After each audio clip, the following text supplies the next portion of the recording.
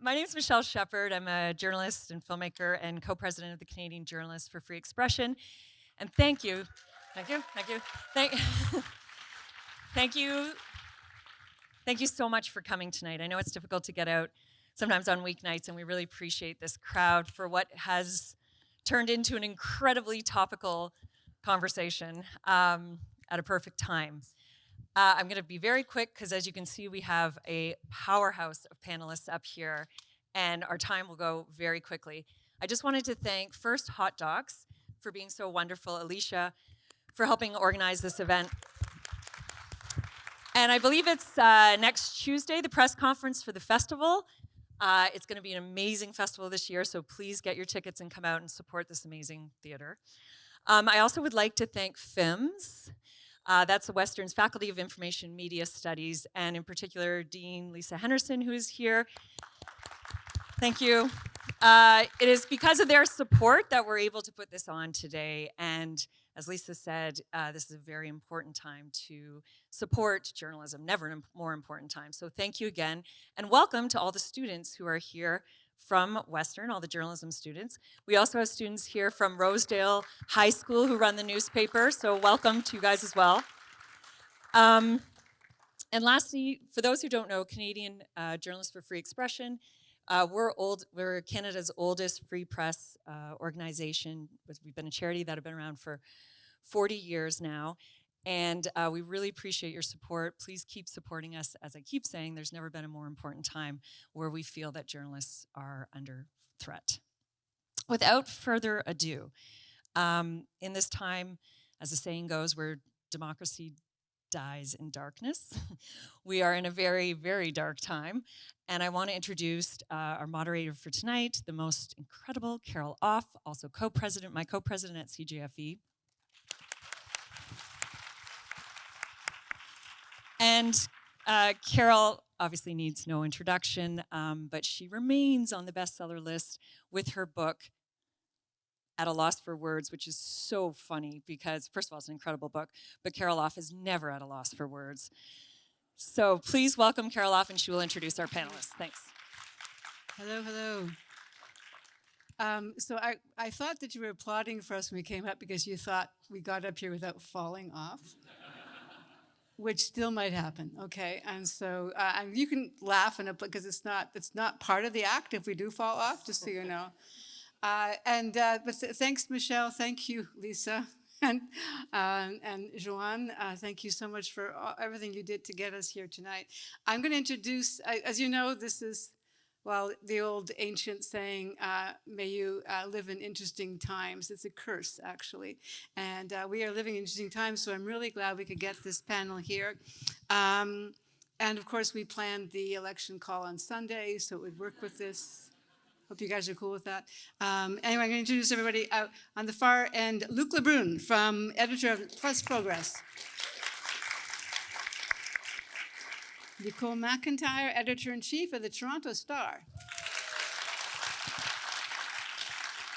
Ian Bailey, Ottawa Press Gallery reporter for the Globe and Mail. Matina Stevis-Gridneff, Canadian bureau chief for the New York Times. Justin Ling, investigative journalist. And Brodie Fenlon, general manager, editor-in-chief for CBC News. So because there's really nothing going on, we're going to talk about those amazing astronauts that got. I mean, wasn't that an amazing? That's because I can't imagine what else we could talk about tonight. I'm going to tell you what I'm going to do. I'm going to start off with a brief question for each panelist so you get a sense of where they're coming from, because I think that's important these days. And then we're going to break into three areas of conversation, and I'll tell you about that when we get there. I'm going to start for no particular reason with Justin, and I'm just, you know what, I'm going to read something that I just printed out that you wrote that I just kind of summed up the moment, as you so often do, Justin. Justin wrote, Canada has a housing crisis, a healthcare shortage, a productivity problem, a delivery problem. There is a land war in Europe, a fragile peace in the Middle East, the looming possibility of invasion in Taiwan, and a decline of the liberal world order. Added to this, climate change is threatening to make the planet unlivable.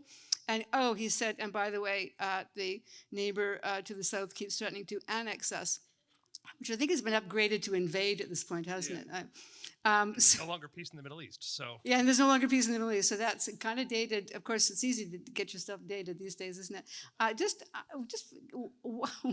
are you going to cover this election that's coming, Justin? I don't know if you have any ideas. I'm all ears. This is going to be one of the most exceptional and exceptionally weird campaigns in Canadian history, if not the most.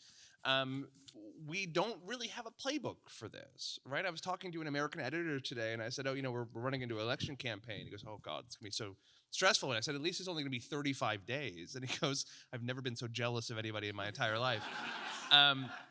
But it's going to be the weirdest, quickest, most intense month I think we've seen in Canadian news in quite some time. And it's not just that we are facing one of the most challenging moments in our history in global security and geopolitics. It's not just that we're sitting next to, a mercurial, unpredictable bear of a nation.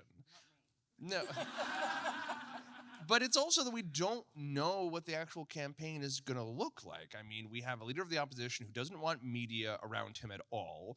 We have a brand new prime minister who has never held elected office before, and we don't really know what his style of governance is. We have a billionaire who runs one of the largest media platforms in the world who continues interfering in the elections of any country that he deigns to meddle in. And we have a president who is completely unshackled by kind of the mores of the liberal order. Maybe it'll be fine. I mean, we don't know, and this is it. So we're sort of preparing for a regular campaign, but anticipating one that will be anything but normal. Okay, that's a good start. I'm very fun at parties. I'm going to turn things over to Nicole MacIntyre, and has it been a year yet that you've been in this job? Feels like it. It's been about 9 months, I guess. Eh? You're on. Am I on? Am I good? Yeah. Okay. Sorry, what was the question? Yeah, no, just it's been about 9 months you've been in the About job? 9 months, yeah. Yeah, okay. Yeah. Long enough to do lots of things like give birth. But you said at the beginning that you wanted the Star to be ambitious and fearless. Yeah. What does that look like come this Sunday? It's a good question. I would say that I think we have to choose to cover this election as we think the public wants it, not how the politicians want it told. And some of the decisions that are already being made by those politicians, they very much want to control the narrative. And they're getting very testy when they feel like they can't. We have to be committed to telling that we have to be willing to put the resources in. We have to be willing to go against the narrative and actually tell the stories that people want. Like, I think that that's what being fearless means. And it also means really committing to not being partisan in the way that we cover, that building that public trust of showing that we're not going to allow our frustrations about how these politicians are treating the media to impact our coverage of them. So I think that's a way that we're going to have to be fearless, and that's going to be hard. It is hard not to be frustrated by the way we're treated, but our readers and the public need us to put that aside. When you say that you have to do the narrative that people would like you to have and not the one that's perhaps driven by how we see things, what do you mean by that? I think that politicians may believe that they're reflecting the things that are most concerning people, but I think they rarely do. And we often allow what politicians give speeches about to be the stories that run on the front page, that lead the news. It's our job to make sure that politicians are actually speaking to the things that are most upsetting people. And I would also say that in these polarized times, I think we would find that people on either side actually have a lot of shared concerns about what's happening in their lives, and it's our responsibility to actually bring people together by reflecting those common concerns. We agree, right? There you go. Good, thank you. Yeah, Ian, I was scrolling through your coverage on Politics Insider on the Globe and Mail since January. I just that's 3 months. It's not a long period of time. It's just extraordinary when you do a headline every couple of days like that to see how much has changed in how much ground has been covered between January and now. And so, what are you preparing for at this point? Well, it's amazing. You know, Mark Carney has come out of nowhere to be the prime minister, a guy who, you know, has accomplished a lot of things professionally, but has no political, as we've said, elected political experience. And so in sort of, I'm losing track of the calendar, in like less than 2 weeks, he will be going into his first campaign. I've been covering provincial campaigns in Newfoundland and British Columbia. You know, I've covered one or two national campaigns, and campaigning takes a particular set of muscles. It takes a particular set of skills. It takes a kind of discipline, repeating a message. It takes an ability to react to sort of the unexpected. And in a country as large as Canada, it takes a durability to deal with time zone differences and travel. And it's going to be interesting to see how this plays out, because Mr. Carney doesn't have this kind of experience. You know, Mr. Poilievre has been leader for some time. And, you know, when you look at his record, he has traveled a great deal. He has honed a message. He knows, he's like an athlete who's sort of prepared for this. I was talking to a conservative earlier today, and he was basically, we were talking about the changing situation, and he was saying they prepared for, I mean, we know this, they prepared for one campaign, and they are now in the midst of a kind of tumultuous, it's like writing a musical as you're coming up on the stage to perform it, because like everything has changed, but the campaign is coming, and the leader will be on the campaign trail in less than a week. So it's a total sort of, and of course, Donald Trump has come in, and, you know, we talk about foreign interference, and, you know, there are, you know, powers in other nations that, you know, we know those nations that those who study this have warned us about, but, you know, the most significant foreign interference may be from the Oval Office and the election that comes starting next week, and not just from the president, but from Musk, associates of the president. I mean, you know, I've been covering politics, interested in politics from presidents back to Jimmy Carter, and I can't recall a president intervening in a Canadian election in this way, whether Democratic or Republican. So that I think is going to be one of the many changes. And of course, we can talk about it later, I guess, but Mr. Poilievre's decision not to allow the media on the campaign trail, even though, you know, he's not from a fourth party, he has a good shot at being the prime minister.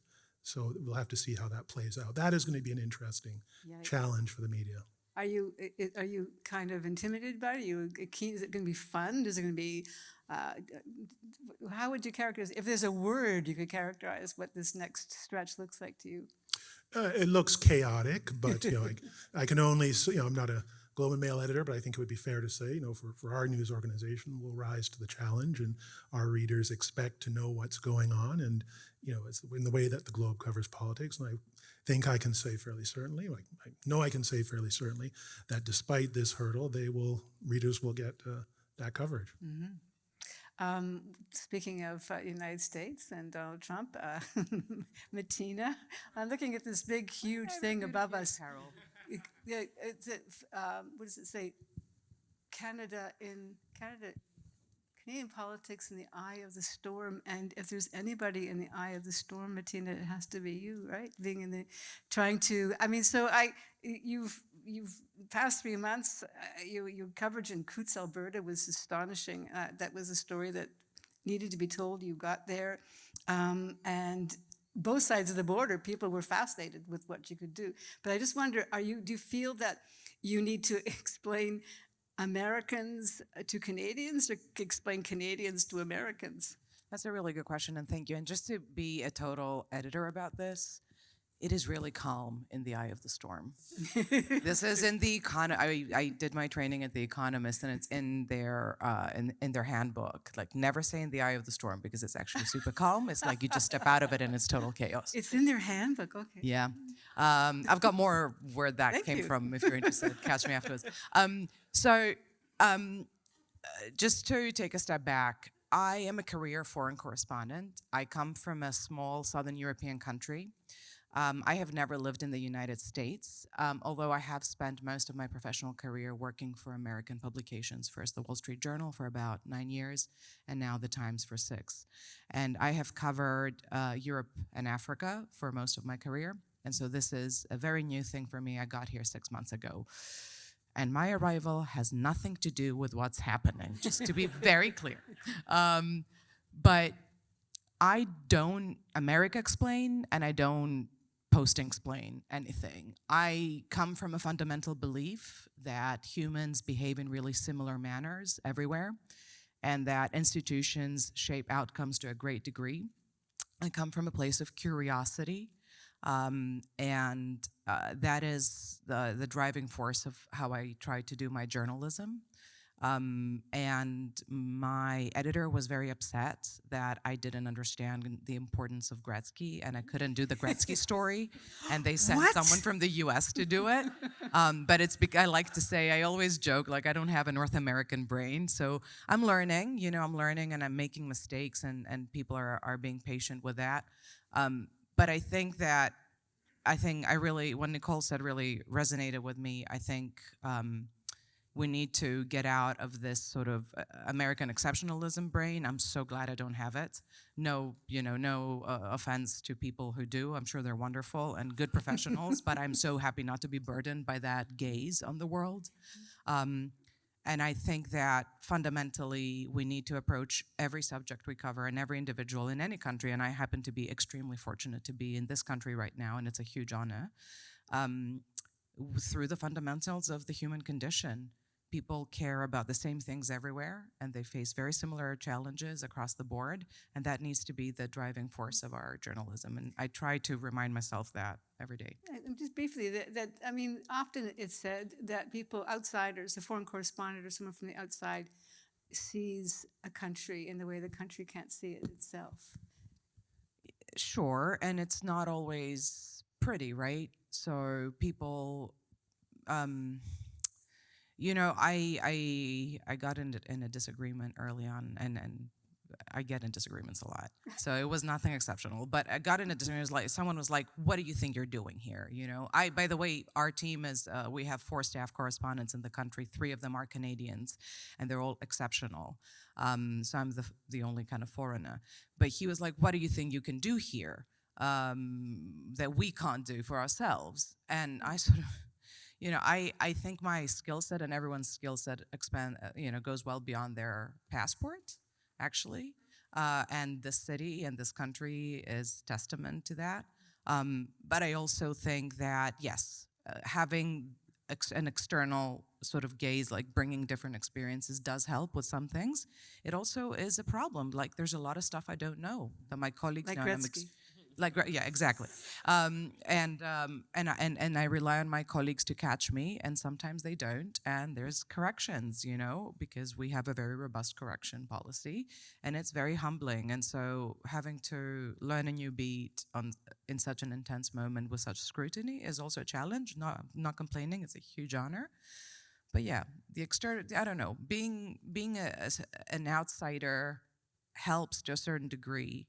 I just want to say that, like, it helps not to have a horse in the race, but we all have skin in this game. And also, I would like to point out, I pay taxes here, so I am, even though I don't get to vote, I'm definitely, definitely invested. And Gretzky is persona non grata in Canada anyway, so it doesn't really matter that you don't know who he is. Brodie, I'm going to have to ask you a question I know you're anticipating, and you've been looking at my page, so you know I'm going to ask you. I have not looked. You have, I know, I got you. I saw you. But this is an election that includes, in no small way, the consequences for the CBC as we know it. And so how do you cover your own story? Yeah. Somebody said to me, what will it be like to cover your own murder? But joking aside, we'll just cover it. And we will have to be open and honest about the inherent self-conflict. CBC News reports on the CBC often. I know you've done stories about your employer. There is a way to do it, and it's not easy. but you go back to core principles around impartiality, fairness, accuracy, balance. And the thing I've been saying to our staff is treat it like any other Crown corporation that is the subject of a policy platform, and let's surface all of the perspectives. It's a fair policy question too. Should there be a public broadcaster? Is it worthwhile? Is it needed at this? Well, that is its mandate accurate, and does it need to change? It's all fair game, and but I admit it's going to be it's challenging because of course you have to find a way as a journalist to take everything you know and use that to inform your journalism, but also start the day with a blank notebook, to paraphrase. I think it was someone from the New York Times who said that, and so that's the trick. Every place I've been in this country on book tour, the questions are overwhelmingly about the CBC and what its future is, and deep concerns that not just the CBC, but generally that we're about to lose. There are news deserts across the countries. We'll talk a bit more about this later, but to lose the CBC for so many people is to lose the last bit of connection with each other that they have. You know that? Well, it's interesting. I've sensed a change in the whole conversation, to be honest. This has been in the air for it's been ever since before the leadership race for the Conservatives. This has been a stump speech for Poilievre for more than a year. There were many people who would say to me, but this is not really going to do that. But now I think people are reevaluating everything. What does it mean to be Canadian? What are Canadian institutions? I was showing a picture of a grocery store where all the American produce was left and all the Canadian produce gone. So I think the debate has somewhat changed, but it's a real issue, and we'll have to cover it. And we'll have to cover it, though, in relation to all the other bigger stories that matter to people. I mean, this is the other trick. You have to get perspective right and balance right in terms of what is the public interest in this story versus some of these major issues we're dealing with, including, overt threats to our sovereignty. How CBC is an issue? How important is it to you? We needed that. Luke, we keep talking about this, people keep talking about how this is an election of huge consequences, that there's just a feeling some others have mentioned, this is something much bigger than we have seen, I don't know, I can't, in memory. And I just, so it feels, it's an existential crisis, isn't it? So how do you serve Canadians? How do you do this story at a time when people want it in a different way? We're not going to just be able to, what's happened today? What happened yesterday at that press conference? People want it in a much deeper way, don't they? Yeah,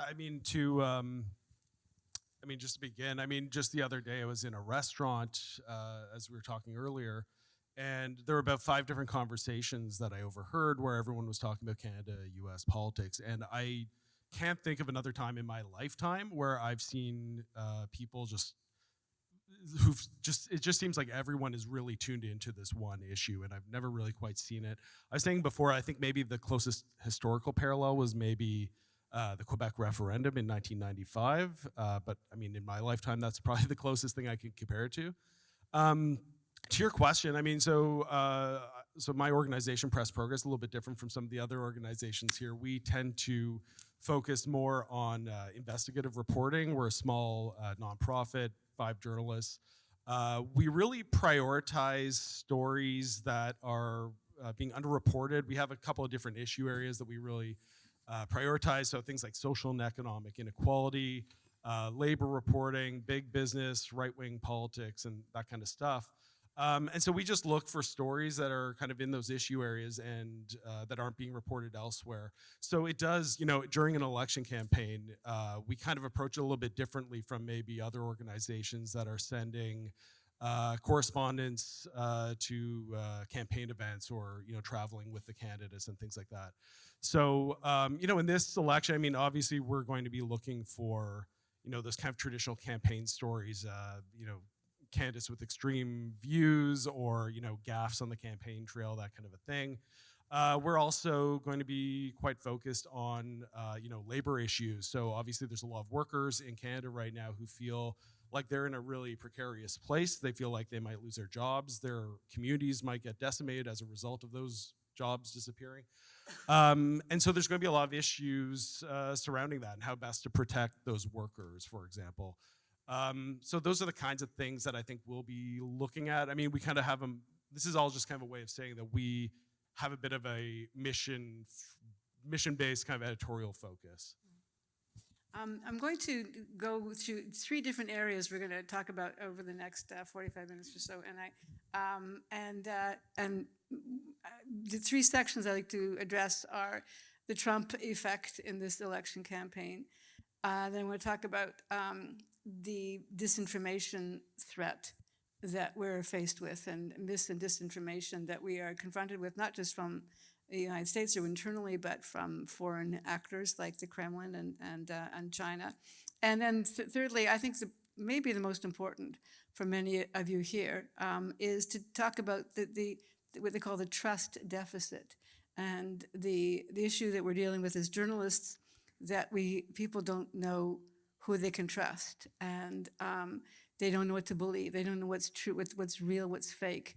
It's a real issue for many people, especially when we're going to have a very short period of time to try and make sense of this election campaign, when we can't tell what's real and what's not real, and what's and trying to understand who we can trust in the middle of all this. So when I'll ask some general questions, but can you just indicate to me just finger up if you want to jump in, and I'll make sure that everyone gets a chance to if they have got something to say on these things. Some people have more expertise in some of these areas than others, but I'm just going to start with Brodie on this, because as you mentioned, Canada is already dealing with so many of these issues that the Trump effect is going to have. But there's so many other things, as Justin was talking about, all these other crises. Do you think that Donald Trump and the tariffs are going to sort of suck up all the oxygen in this election? Yes, probably. I see the Trump effect is having impact in all kinds of ways. First, the interest in the story is incredible, and heartening, actually, to see huge audiences coming back to us old mainstream media. So we at CBC are seeing banner audiences on everything, on radio, television, digital. So there's something there that is heartening, that people are looking for trusted news and information, and they're choosing some of these places. There's also incredible and intense emotion within the audience. And there's a double-edged sword to that. So the interest is high. The tolerance for anything that might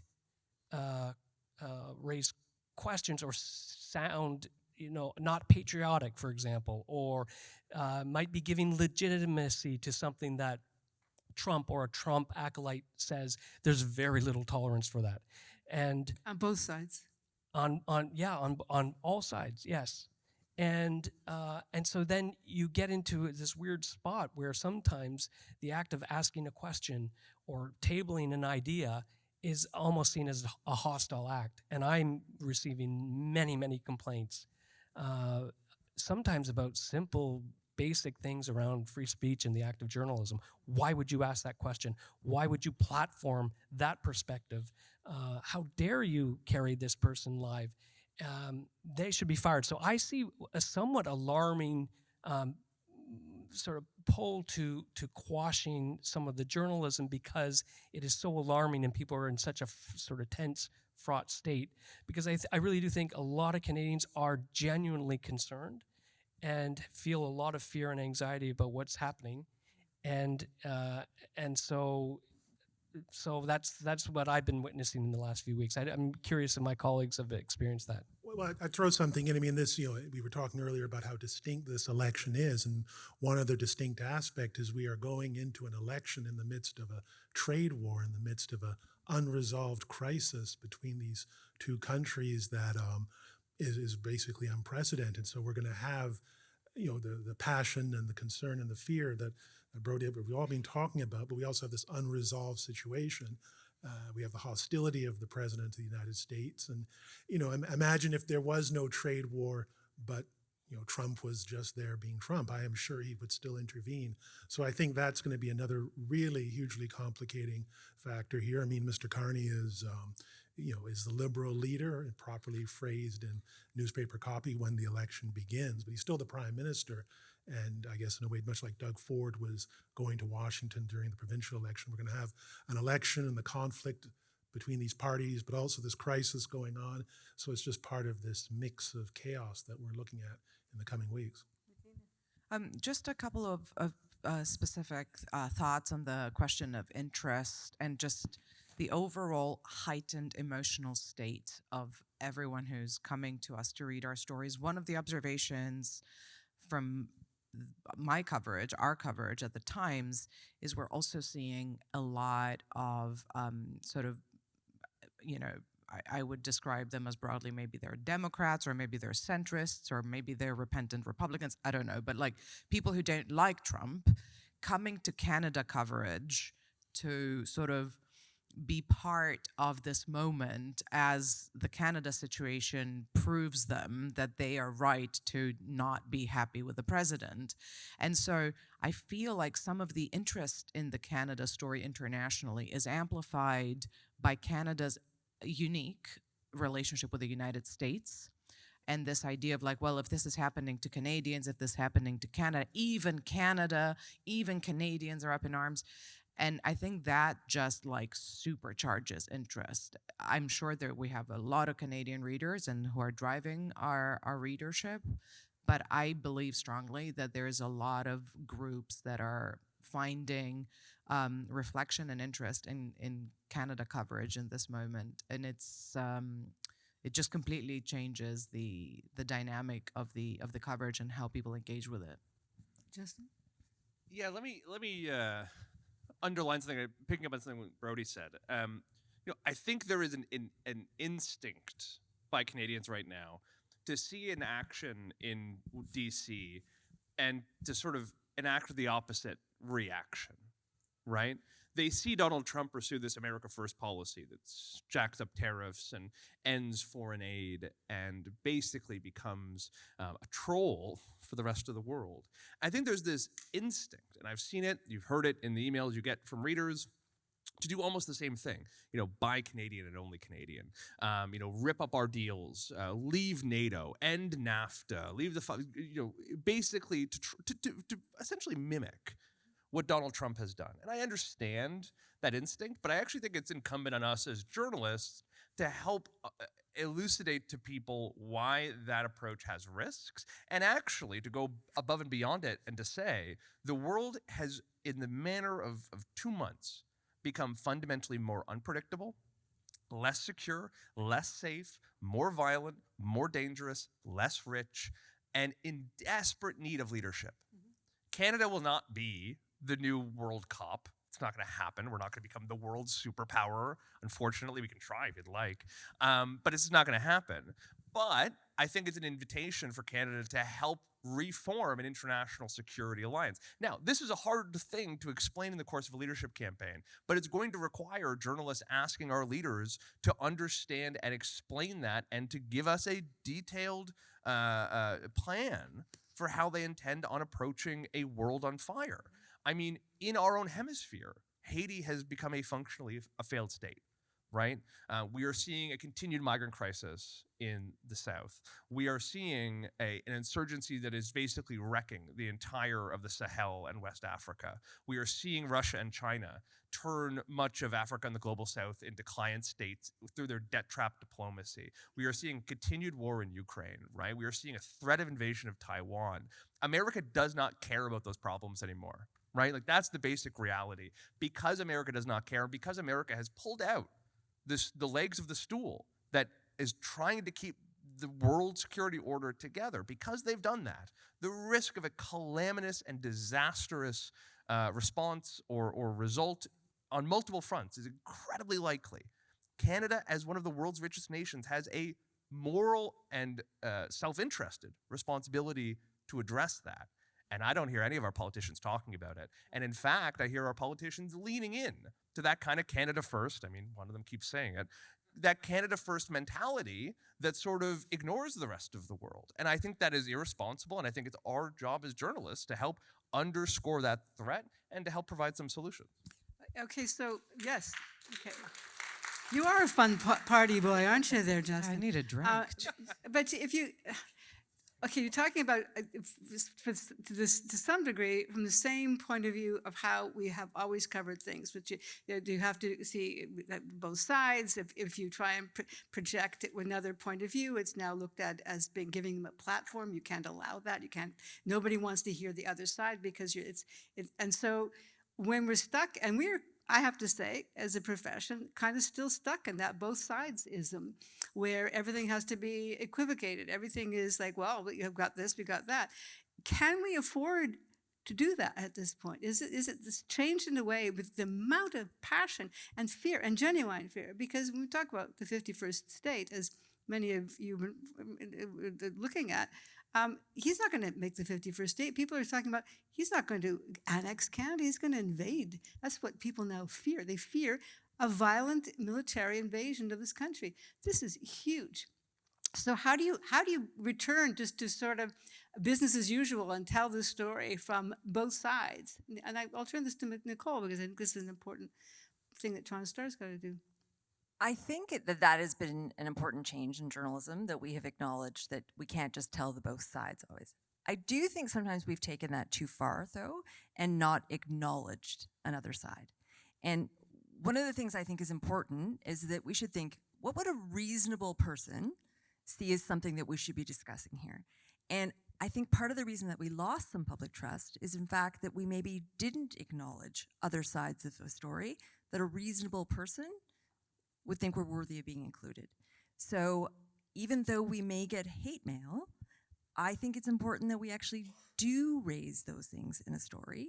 I want to jump on something. I, years ago, sat in this very theater and listened to Marty Barron talk about what it was like to cover Trump in his first term. And I will never forget that he said the challenge for them was not to cover Trump, it was that the newsroom forgot everything else they were supposed to do. Because he takes everything. And I try to remember that in this election as well, is that we have to be careful that this doesn't become the only thing that we're doing. We can't have newsrooms where everyone is focused on Trump. We have to cover all the other things that are important. It also reminds me of the beginning of COVID, where we're also seeing record audiences right now, like we did at the beginning of COVID, and people couldn't get enough. That does change. There's a huge responsibility that comes with this moment. But we have to make sure that we're covering all those other stories too, and that Donald Trump isn't the only headline that's happening in Canada. And that not everything is Trump-lensed. It's important that not all the issues on the table are Trump-lensed. It's like not everything is linked to Trump. And so we can't apply the same lens to all the issues. There are some issues that are just about Canadians. And, you know, there can't be a Trump angle in everything. Mm-hmm. You know, I think that, I mean, I have no polling to back this up or anything, but I suspect that in due course, the affordability issue, the housing issue are going to come back, or rightly so. You know, the issues of young Canadians unable to afford, you know, access to the housing market. This is going to come back into the discussion. I think Trump will be there, will be loud, but this is going to come back into this campaign. And, you know, Mr. Polyev, Mr. Carney, Mr. Singh, you know, Mr. Blanchette to a degree, and Miss Murphy, Miss May, sorry, will be dealing with that issue in the weeks ahead, or that series of issues. And I think at this moment in time, still, most Canadians will say, the first thing I care about is Canada. And I can't even engage with other policy issues when I think that the country and my livelihood, which is an economic thing, it's going to be seen through a Trump lens regardless, is at risk. My entire well-being is under threat. So it's going to be a really hard challenge to get the balance right. And then, of course, the White House is a chaos kind of machine right now that is just churning out, maybe deliberately, craziness, and so it's hard to get that balance right. But we don't want to be the Trump network either, and this is a Canadian election, and so like others on the stage, we will spend a lot of time listening to people across the country, finding out what do they really care about, and using that to inform the journalism. I was just going to add, I think it's interesting how the Trump effect will trickle down into different policy areas and might lead to some kind of interesting stories. And I have specifically in mind that case of the woman who was detained by ICE for 2 weeks. It'll be interesting to see stories like that pop up where you see the effects of Trump's policy choices, maybe giving it a lot of credit, but how that will trickle down and how that will affect ordinary Canadians, and then lead to very compelling personal stories. In the case of that, the woman whose name escapes me now, but who was detained by ICE in Arizona and San Diego. I think Matina would do it. Oh, okay. I'll try to keep it relatively brief. Listen, I think there is a bit of a thing that irks me, which is that when we talk about this need to, figure out what objectivity are both sides, or kind of figure out how to recalibrate our kind of political coverage, it bugs me because that's not the problem we're really facing, right? The problem we're really facing is not that we've lost objectivity in covering partisans and political leaders. I mean, we can debate about the right calibration of that, but I don't think that's what's actually alienating people. One of the biggest problems, it's not a choice we made, it's that political journalism used to be half about covering the machinery of government and half about covering the political arena, right? And the machinery of government, these things were codependent, right? We needed to understand how government worked and how it wasn't working in order to adequately cover our politicians and how they wanted to fix those things. The problem is doing both is really expensive. And what happened to the media over the last 20 years? We lost all of our money. So what did we do? We went for the cheaper thing. And the cheaper thing is covering politics. And the hard, expensive thing is covering the machinery of government. What people miss these days, what they don't even know they're missing, is good coverage about the machinery of government. Why is it that we don't have enough homes in this country? Why is it that the Prime Minister promised to build hundreds of thousands of new homes, spend billions, tens of billions of dollars on it, and managed to build about 30,000 across the country over a decade, right? Why don't we have an answer to that? That is the sort of machinery of government coverage that people want, that they don't know they miss, and that is true whether it's healthcare, whether it's immigration, whether it's the federal bureaucracy, right? On all of these fronts, we've gotten really, really bad. Not our fault. We lost all of our money. Again, I can't underscore that enough. But we got really bad at covering those things. And it is hurting our political coverage. It's hurting the faith from the public. And it's hurting our ability to understand why things aren't working. Matina, I'll go to you. Matina, yes, thank you. And then we'll turn to another topic. It's going to be a hard pivot from that. Sorry.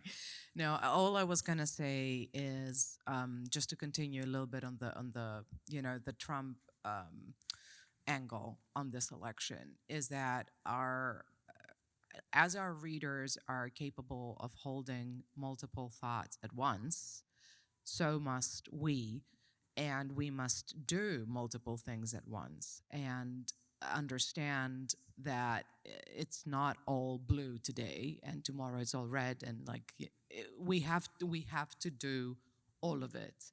And if we don't, out of being understaffed or exhausted, unfortunately, I don't want to jump to the last bit of the panel, it will harm trust because people will read adverse motives into that.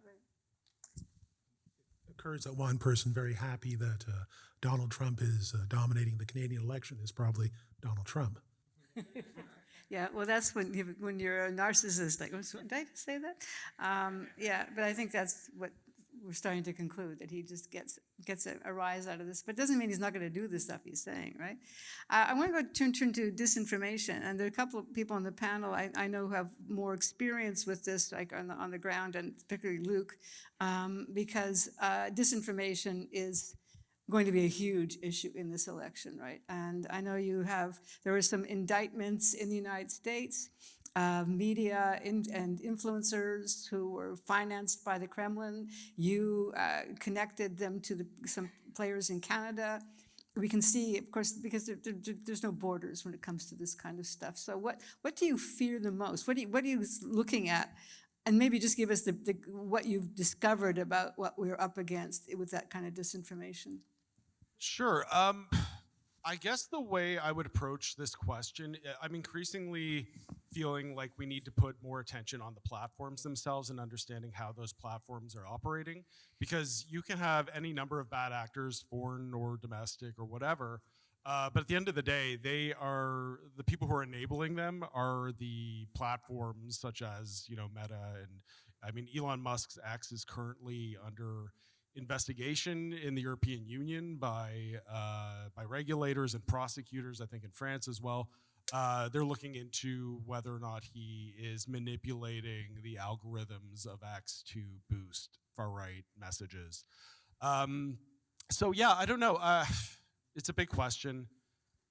In terms of, I don't think we should go too overboard with worrying about foreign interference. That's not to say that it's not real. As we saw with the Tenet Media case, there are clear examples of, in that case, there was a Canadian who was receiving money from RT, the Russian state broadcaster, to produce far-right content, allegedly, right? Thank you, Jonathan. So that's a real example. My colleague, Ramneek Johal at Press Progress, she does a lot of reporting on how the South Asian diaspora community is targeted by accounts that are supportive of Narendra Modi in India, for example. A lot of this stuff came out in the foreign interference inquiry. But that being said, so these are real things that are out there and we should be cognizant of them.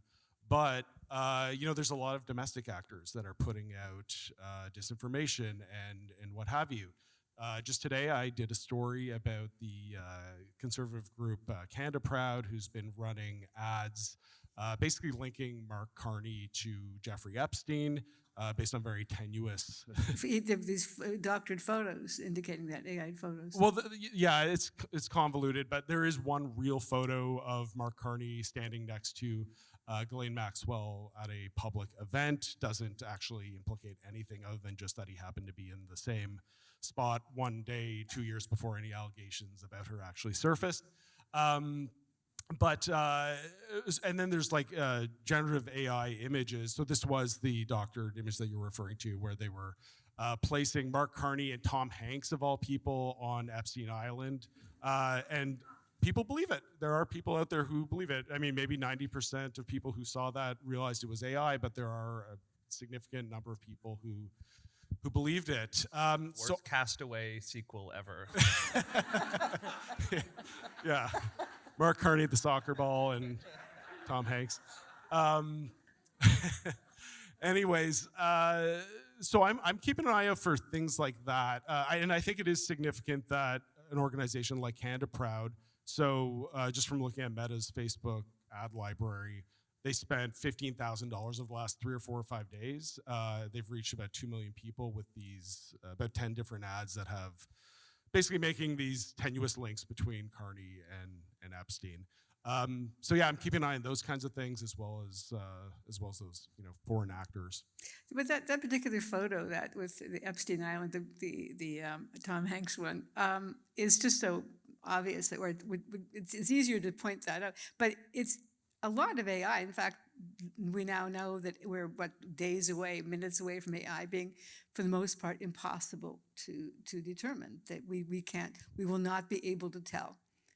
We already don't know how to tell. I know some about it. Justin, you've been involved in some of this, trying to make sense of the AI not issue. creating AI deepfakes. Oh, there, okay. No, covering it. Listen. Okay, so I've developed a heretical view of this topic. And I actually agree with Luke on a couple of those things. I've covered disinformation, misinformation, conspiracy theories, and extremism for as long as we've been using those words in the modern context. I've covered foreign interference in kind of all its forms. I wrote a report last year about the nature of political polarization in Canada for the Public Policy Forum. So I feel like I've been obsessed with this topic for a while. But there's a couple of things that I think a couple of conclusions I've come to. One is that foreign interference, at least on a grand scale and a population level, doesn't really work. right? It doesn't. We have good longitudinal studies of this in the States about the Russian interference efforts in 2016. We can say pretty conclusively that the people who were hit by these Facebook ads that Russia paid for didn't change their opinions really in any measurable way. We can say that they actually reached relatively few people, that they were poorly done, that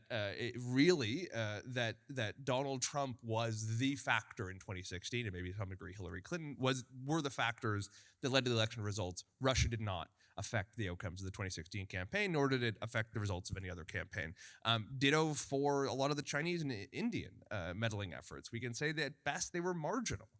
These interference efforts oftentimes actually backfire and push people into opposing a candidate because they see that candidate as being preferred by the Kremlin or India or whatever. So I think foreign interference is insidious and problematic in a whole bunch of other ways, but I'm just not sure that it actually affects the outcomes of elections. On top of that, mis and disinformation certainly had a very kind of particular and pointed problem over the years, but let's face it, we're now in a world where everything's disinformation, right? I mean, the US administration is, as a matter of policy, of the belief that vaccines don't work, that Ukraine started the war, that the 2020 election was rigged and stolen, that everyone who tried to show up on January 6th was either being led by an FBI plant or did everything perfectly right? Like, disinformation there's no longer any friction for the disinformation we're using. And it happens here too. Pierre Poilievre says the prime minister or the former prime minister wants to force us to all eat bugs. He said that the former environment minister wants to ban roads. And didn't he also warn us about nuclear winter? Yeah, I mean, you lose track at a certain point. So this is all to say that we've polluted the information space so aggressively that it's no longer a problem of mis and disinformation. It's a problem of motivated reasoning. People want to believe things that aren't true because it makes political or partisan sense for them, right? Or because they live in spaces where there is an emotional investment in the information they ascribe to. Mis and disinformation does not convince people when it touches them. It is not like COVID-19. You don't get it through the air. You believe these things because you want to. And once we start appreciating that, I think it becomes a much more difficult problem to deal with, right? If the problem was just the existence of mis and disinformation, then we would just fact check it away. We would debunk it and pre-bunk it and everything would be hunky-dory. Okay, But I we think tried people that. want to respond to you on Just this. to pick up on that, I agree with all of what you're saying.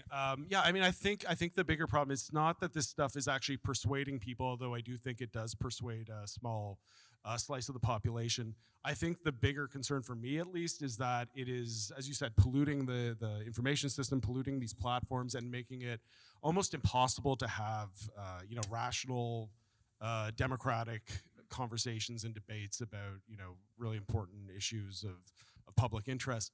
And that's kind of the bigger problem is it's just completely derailing our conversations. So if we've gone so completely Orwellian that it's just 2 + 2 = 5 and up is down and in is out, then how do you cover that? How do you cover anything if you feel at this point you can't rely on the public to even know or even care what's true? They're just going to believe whatever they want to believe. Matina. But a easier pivot to the trust issue. Like, we are professionals. We have to gain the trust of audiences. I think some of these issues are generational, particularly younger people engaging with journalism and also some of the particularly older folks. But I think that how do you cover that is you convince people that what you're reporting is accurate and real, and here's why, and let me tell you why. And so, like, rebuilding this trust basically from scratch in a whole new world, rather than being really, really annoyed, like, I am here. Do you not see me that I am here and I am a professional and I work for the New York Times? How can you not? And people are like, well, I don't believe you because you work for the New York Times. I was like, it's all sorts of, and I don't know what level of sort of self, sort of contrition and being like, yes, we've effed up. And like, yes, in that specific story, there were mistakes. This was not covered properly. Conclusions were wrong, and it goes on and on and on. Like it's like what is it? I'm really bad at idioms because English is actually my second language. But like, what is the expression with the frog and the leaping and the boiling water? This didn't happen overnight, right? You can't go back and say it was actually at that moment that something fractured permanently, and we need to mend that. And if only we could go back to them and explain to them what happened and even what the human error was, it will all be fine. No, it's a new world, and we need to start from zero again. So I want to ask Brodie, because I know you have been working on some initiatives, right? There's something, I think it was, what's it called, the content credentials, that there's efforts to try and actually watermark images to say, so that we can know if we care. Maybe people don't. Maybe this is the issue that Justin's pointing out. They don't care what's true or not. But for those who do care, who want to know, is that true? You're developing systems in which you could actually show the provenance of photos and send that to the public, right? Yeah, there are efforts like that, and there are trust initiatives, and CBC is part of a process with Reporters Without Borders that does an audit of your journalistic standards and practices and certifies you. But in the end, a lot of that just appeals to your given audience. It's the people we don't reach that are the problem. I have just had two thoughts.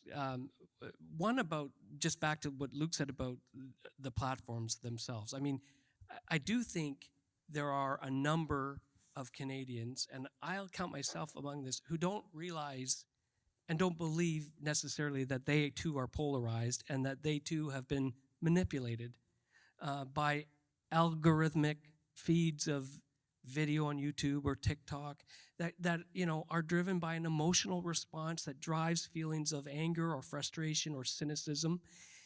So the first thing I would say is we all need to just take stock and don't think that you're above being played.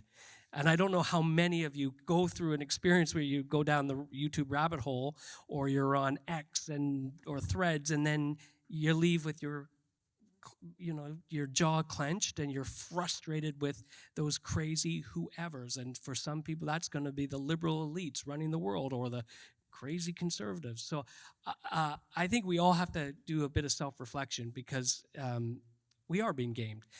On trust, one of the initiatives we're doing is putting more reporters on the ground. I don't know how you build trust back anymore without going back to the very basics, which is being a person, looking another person in the eyes and saying, I'm genuinely curious about your story.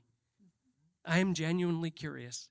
And in that is the first seed of trust building. And we see it when we go into places where there are no more journalists, or where there's even great distrust of the CBC. For example, our colleagues at the Fifth Estate did some great journalism in small town in northwestern Alberta, where a library is at the center of all kinds of disinformation. Everyone on all sides of that contentious debate were grateful for the journalism, but it was because it was open-minded, curious. It didn't come in with preconceived notions, and you had a journalist really, really wanting to understand. So we're going to try to do that. But that's really expensive, and there's very few organizations that have those resources. Ian wants to say. I was going to say, it's a small, tiny little thing. Sorry.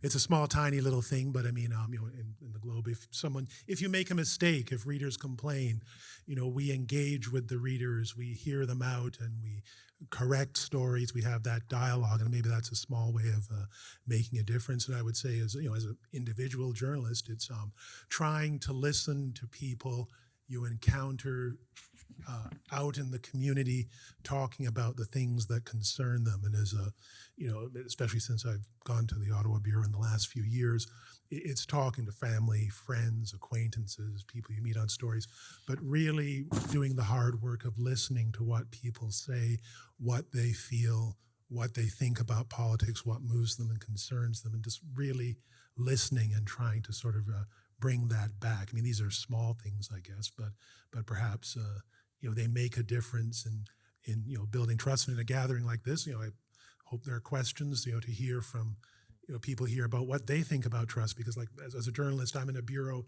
in that world, so I need to hear in an encounter like this in the center of one of the largest cities in North America, a very interesting group of people, what they think about that trust issue. Just, before I came here this evening, I just printed out a couple of quotes from Masha Gessen, the now living in the States, now at the New York Times reporter. If you don't read them, you should, because they're incredible. But Gessen wrote, I'll just read this quote, when the time comes for recovery, which it inevitably will, and they mean recovery from the crisis we're now in. When the time comes for recovery, we will need to rebuild a shared sense of reality. That will require a new approach. No more anodyne headlines, equivocal statements, and extreme restraint. We'll have to state directly what we are seeing, and to do that, journalists will have to reveal where they stand. Classic journalists don't, columnists stand. And so the question is it time we have to change that? Just going back is something I meant to mention.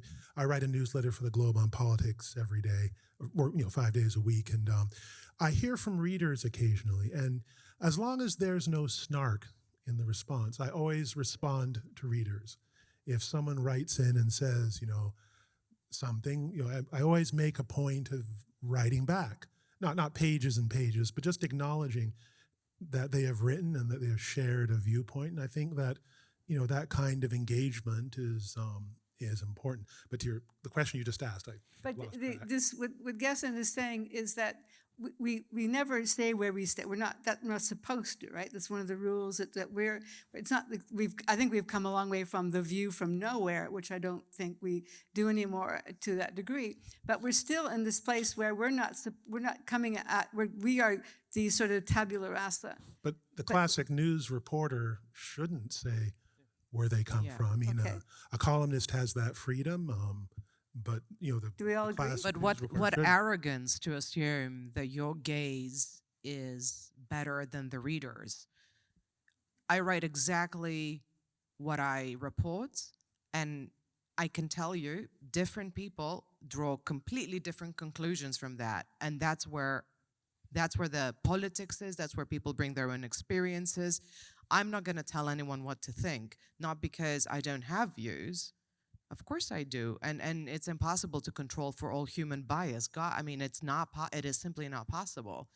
But to be leading people with your own polluting reality, like we have to believe that there is a truth.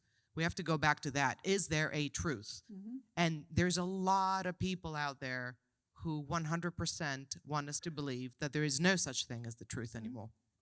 I haven't heard from Nicole in a bit, maybe. I think actually many readers do know where we stand. And that is why we've actually maybe lost some public trust, is because people don't feel like that they can see it and we're pretending that they can't. I want to recommend to this room a book by Monica Guzman, and I never thought of it that way. She is an American journalist that I saw speak last year, and I was blown away by her perspective, which she came as someone who said, I was a liberal journalist, the daughter of an immigrant family that has voted for Trump. And she said, and I could not reconcile how my parents could vote for Trump. And she said, and I approached my journalism, frankly, with disdain for people who voted for Trump. And she's like, and then I had to realize that was influencing the way that I was writing stories. And her point, I had her do a call with the Star newsroom. And the point that she made is that many journalists are coming from a liberal perspective, and that we need to acknowledge that, and that we have to check our own polarization. And I think that was the point earlier, is that we think we're immune to it. And her point was like, we're not. She has this wonderful, it's the classic Walt Whitman line of be curious, not judgmental. And she made the point that journalists have perhaps failed in that maybe we have been more judgmental than we have been curious. Look, you had your hand up? Yeah, 2 points. So first of all, I think the best response to the trust question is transparency and just being clear about where you stand on things. My organization, we are very clearly social democratic in our editorial approach. For me, that means that we, believe in democracy. We believe in egalitarianism. So we are going to take a clear stand on those issues. And I don't see anything incompatible with truth and also having just a general commitment to the idea of democracy or to the idea of egalitarianism, for example. And I mean, if you look at a lot of nonprofit organizations, a lot of companies even, they'll have like vision statements, they'll have organizational values. I mean, these are kind of like North Star guiding principles that, sort of guide the actions of the organization. And I don't see anything really incompatible with, being, providing accurate, truthful information on, important issues, and then also, being rooted in some sense of values. And those values could be ranged from, like, I could totally see a, center-right, perhaps, organization kind of approaching things in those ways with a commitment to, I don't know, just fiscal responsibility or something like that. So I don't see it as a big problem. Brodie.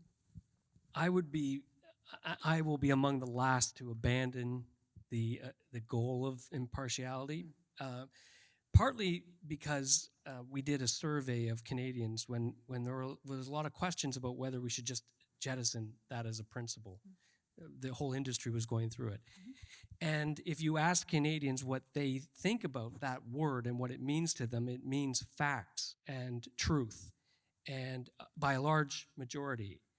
And obviously, there's all kinds of interpretation to go into that. But when we asked them, where would you rank it among other principles, everything from empathy to accuracy to balance, it was right at the top, right under accuracy. So the word means something to people. The idea means something. And the other piece of evidence that I look at is countries that have both public broadcasters or media organizations that really have a strong value around impartial, fact-based journalism have higher trust scores in the media than those that don't. And the lowest trust scores in the world right now are in America, where I think we saw news organizations sort of abandon impartiality. So I think it's a worthwhile debate, and it is absolutely true. There's no such thing as robotic objective journalism, and we bring all kinds of bias and perspective and viewpoint.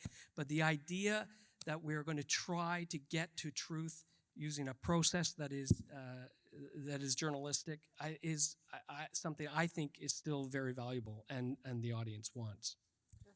If I can jump in quickly as well, is I think it is also about where do you put your resources. And I think there are a lot of media outlets, particularly in America, that invested very heavily in opinion. And that really dominated the amount of the type of content people were getting. And as news organizations, we are constantly making decisions about how we are spending our resources. And frankly, opinion sometimes can sell. And so it is the easier thing to invest in. It's had real consequences. And I think the more we invest in journalism, like reporting, the better we'll see. I read a post today that one of the most important things in this moment is to invest in local journalism. Because maybe we can't agree about the biggest issues, but we can probably agree that we care about what happens at our local library, or we can agree we care about what's happening at the school board, but we've given up that kind of journalism. And instead, so many of us are just focused on the highest level of journalism, in which it's the most polarized in how we feel. I mean, I think it's a bit unfair to say that we gave up on it. Like, to ignore the disruptive impact of technology and the internet on local journalism and to blame us for those outcomes, I think is unfair. That maybe wasn't the right way to put it. Yeah. I think I we think lost it. Yes, it's been lost and it's devastating and it's a massive problem because, again, to do it national level or even, I consider the Star a national paper, even though I've been corrected on that. We don't have enough resources to do it, and there's kind of no way to go back. I mean, the Times funds a massive local journalism revival initiative, but I just don't think it's coming back. How? We're not helpless, though. We created, some of this problem was inflicted upon us, some of this problem we created ourselves, but we're not helpless to solve it, right? And especially now at a time where money is at least kind of coming back into our coffers a little bit for a variety of reasons now, and a time when everyone's engaged in the news and we are in a moment of crisis, now is the time to reform ourselves. Because listen, I've done it all in this industry at this point over the last 15 odd years. Like I'm a former contributor to Sun News, our answer to Fox News. You would not have remembered this. I've worked for CBC, I've worked for the Globe and Mail, I've read a column now for the Star, I've done investigations, I've done opinion, I've done the whole gambit. And the reality is, I think people want different things, right? People want analysis, they want opinion, they want hard news, they want investigations, they want fun, they want entertainment, they want auto reviews. And we used to do this wonderful thing. We used to chop down trees, and then on those dead trees, we used to print all of the news of the day, and we used to bundle it together and throw it at people's doorsteps. And they would get it, and maybe they didn't actually want to read the news. Maybe they wanted the comics. Maybe they wanted the crosswords. But they would have to leaf through all of the news and the opinion. And the wonderful thing about a newspaper is that it would surprise you. And I think that is the single greatest thing a journalist can do, is surprise you, right? Is to either come from a place you didn't expect them to come from, or give you a piece of information you didn't expect to get, right? Surprising people is the best thing we can do. And because this newspaper was full of stuff you didn't want, we constantly surprised you, right? We've lost the ability to do that. Why did we lose the ability to do that? Because we stopped being the intermediary. We stopped delivering the product. We let Facebook and Twitter and Google do it. And they don't care about surprising people. They want to give people thin gruel that they've come to want, right? They want to serve ad dollars. They don't want to make people uncomfortable. They don't want to surprise people. And we are continuing to let them wreck our information ecosystem. How many of us are still on Twitter? How many of us are still using Facebook and Instagram and Threads to deliver our news? We are part of the problem. We are letting this happen. Okay, But- last word, and I'm going to turn to another question then. But it's also bigger than just us. I mean, I do, if you zoom back a bit, I think we see distrust in institutions around the world. It's media around the world, but it's also universities and government. And there is a bit of a printing press moment happening here. It just, it's happened much faster than the printing press, but it's really about gatekeepers losing hold of the production and distribution of information. That's now happened with digital and social, and so everybody's got a voice. And so you do expect in those moments great disruption. Printing press means the disruption of the church and other means of, the power brokers. That's kind of happening now. So I sometimes think it is us, it is those platforms. It's also much bigger and historic. That's the long view, that's for sure. I just went, it was an interesting study, a Canadian government agency that was doing a study of security threats to Canada, and listing the various things that would create insecurity. And logically on that list were things like another pandemic, war, climate change. Number one on the list, was if Canadians could no longer tell the difference between what's true and what's false. And that was the biggest security threat that we face. Because if we can't trust what is true, if we don't know what's true anymore, then we're lost. This is something that Hannah Arendt spoke of. Hannah Arendt, the philosopher who said that when people can't, this is it's called in the origins of totalitarianism. She wrote that this is how it begins, is that when you don't convince people of the lies, you just render them incapable of knowing what's true or what's not true. So you get to this place where you say, I don't know, this might be true, it might not be, this might be a real, I don't know what to believe anymore.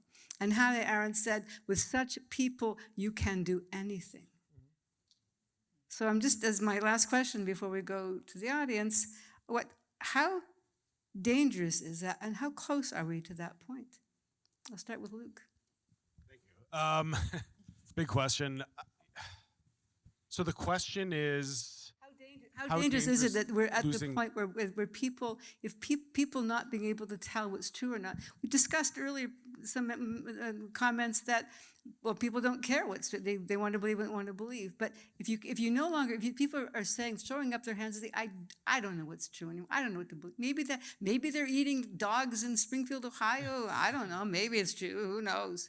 That's the point we're at. Yeah, I think to me, I take that as an expression of an anxiety about technology in general. I think there's a need for greater digital literacy. I'm someone who grew up, kind of on the internet. It's very natural to me. I know that's not the experience of everyone, not just for like age, but I mean also maybe for reasons of income and what have you. So yeah, I mean, I think the solution to that is greater digital literacy. I just don't know any other way to approach that. Let's go down the line. Nicole. That's a big question. I tried to get my son to come tonight, and he wanted to come, but he was worried that if he came, I would point him out so he didn't. right. So he made the right decision. But I often worry about the next generation on this point, and that idea that nothing's real. But here's the thing that I actually find gives me some hope, is that my son does not read the Star or the New York Times or the CBC, but he knows exactly what's going on. And when I go home and I can talk to him, he will talk to me about what the latest Trump thing is, and he is getting that from YouTube. And he is getting that from people that make me nervous, that he's getting it from.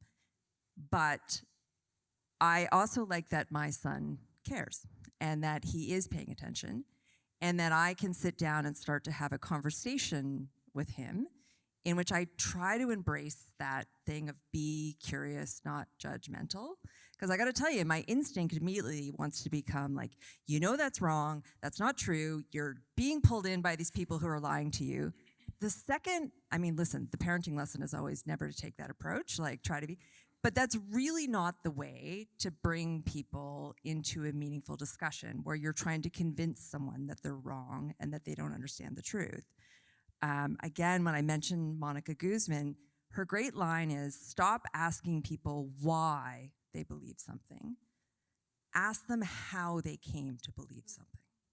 And I really love that distinction, and that is how I try to approach those conversations with my son. I try not to be scared where he's getting his information. I try to be open to having a conversation with him about why he's believing certain things and being curious and hoping that that will get us to a place where we can agree what truth is. And I say that in I don't want it to sound like my son is being pulled in by these people. My point is that I like to approach those conversations of a place of curiosity, and he often makes me second guess things that I believe are true too. Ian. Well, by the way, that's a very interesting report. I remember reading it. It's worth reading. I haven't written science fiction. This may sound like a tangent, but there's a sort of a suggestion about writing science fiction that says you want to come up with an idea, you pick a subject, and you say, if this goes on, and then see where that arc is, and there you've got your science fiction story. And the notion of a population that doesn't know what to believe sounds like a science fiction novel I probably should write. But I don't think we're there yet. But we have reasonably robust news organizations in this country and even in the troubled United States to sort of try and convey the truth. So I don't think we're there yet. But given the anxieties of the times, the realities of the times, that notion is sort of on the horizon, is what I would say. Matina. I actually think that for an upsettingly large percentage of the population, we are there. And I think that we are siloed, and I do think that it's too late. I think COVID wreaked havoc, permanent damage to information systems and societies. It's sort of, and for some people, there's not going to be coming back.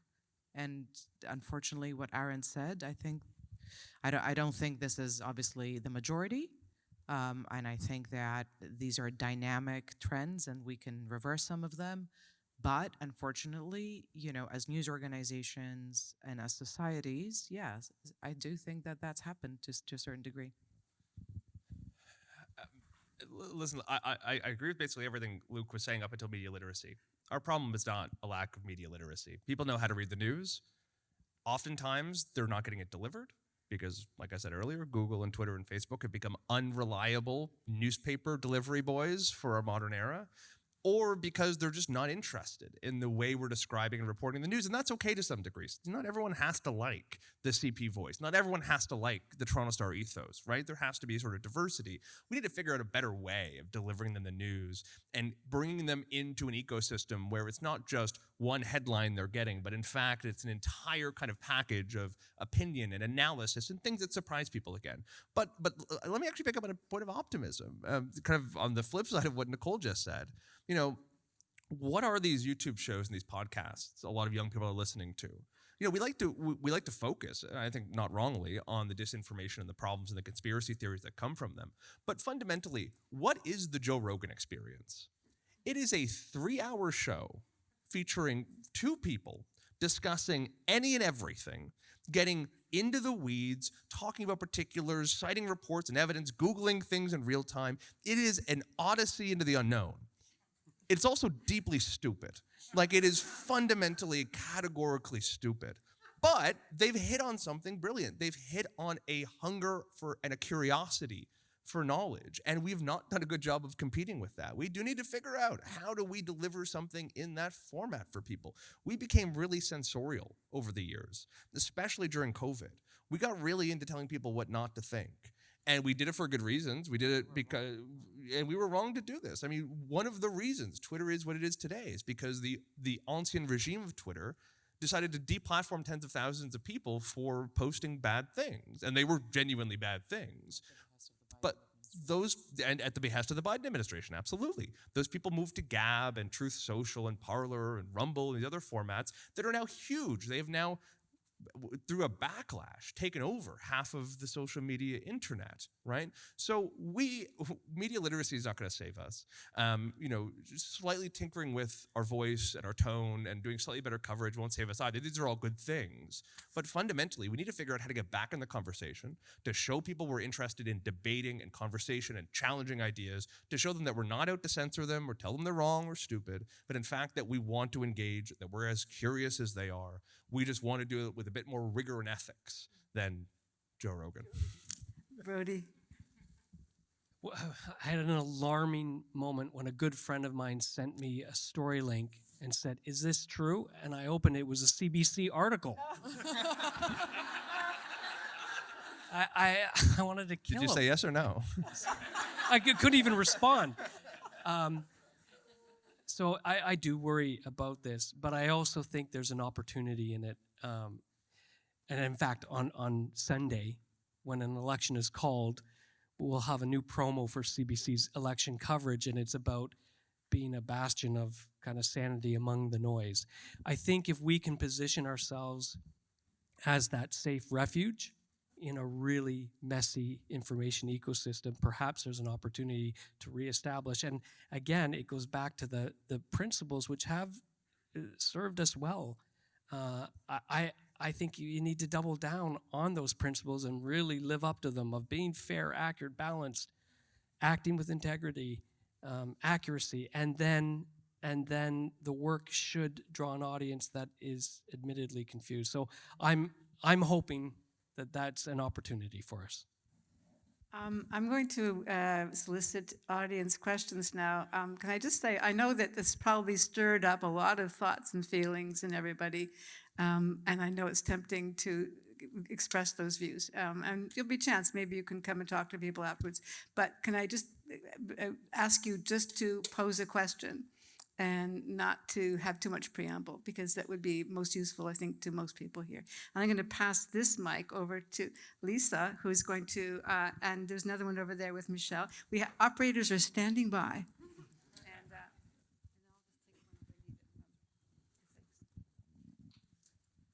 And this gentleman here. Thank you all so much. My name is Luke Stark. I'm an assistant professor at FIMS at Western.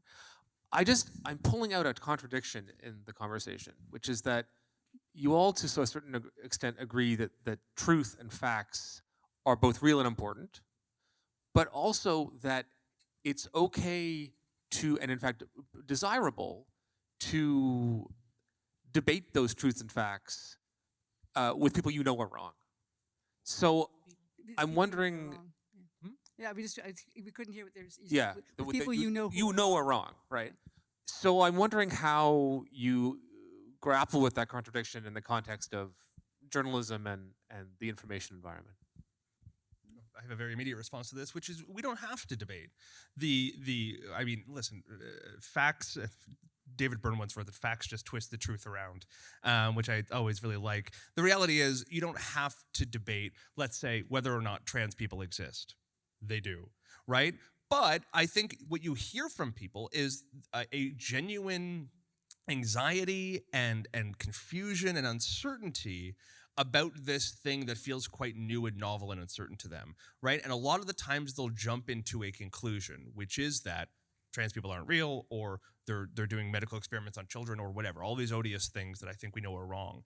That doesn't mean that you just have to go, oh, well, you said the wrong thing, you're wrong and you're bad, goodbye, right? What our response as journalists should be is, well, how did you get there? Like, why do you believe that, right? Because I've actually had this conversation with people who have jumped into, this conversation with me by saying, you're believing the woke nonsense, this is so bad for children, they all regret it, and they detransition and all these other things.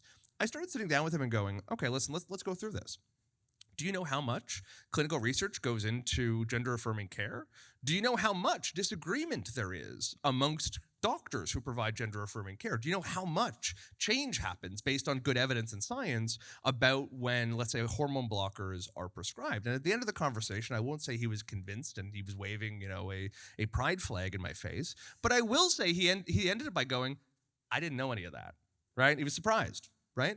And so I think that's how you engage these conversations. You go back to their primary values, you ignore their conclusions, because if you start at the conclusion, you debate that, you're never going to get anywhere. You start by talking about facts, you talk about values, you talk about context and evidence, and I think you get a long way by engaging on those premises. I think it's what Nicole was saying earlier about just ask, where do you get that? What is your evidence? And start from the premise of asking, how do you know that?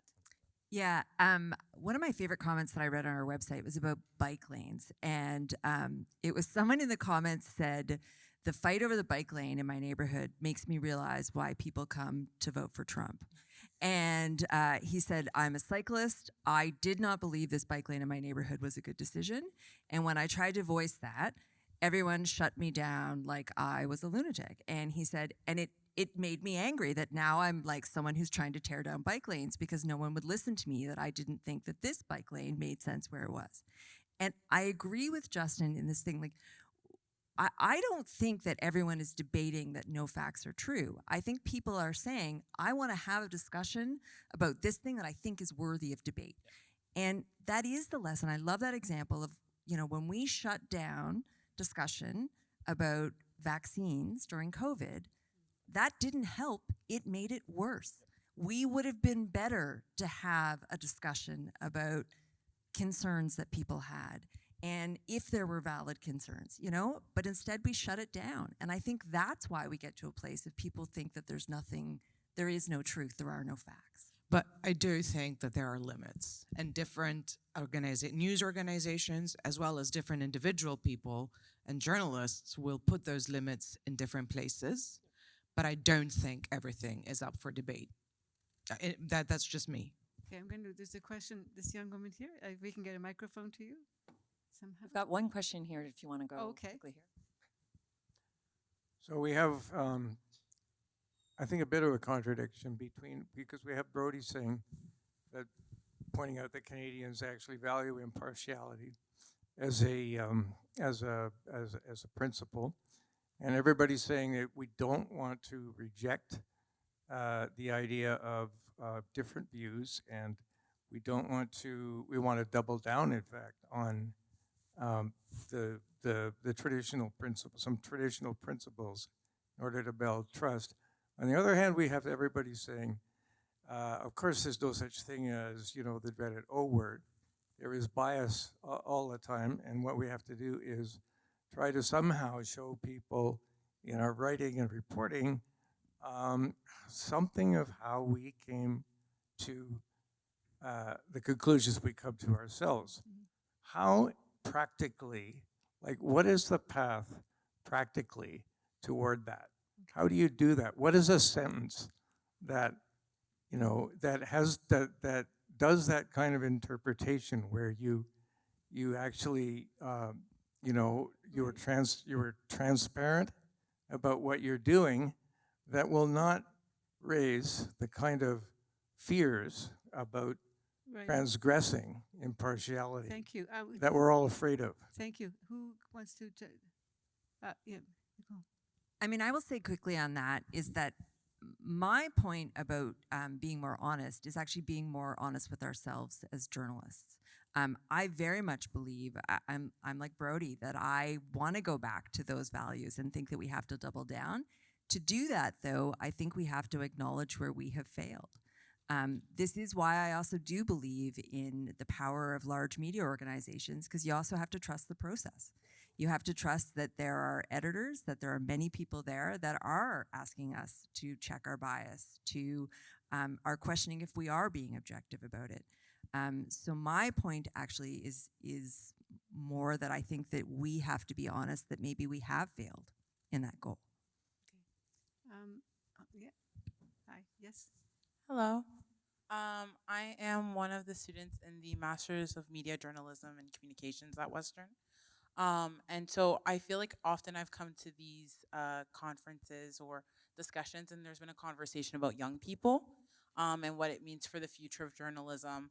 And there was a comment that Justin made about how we're still on these platforms, X, Instagram, etc., and how maybe we should be stepping away from them. But those are the platforms where the young people are.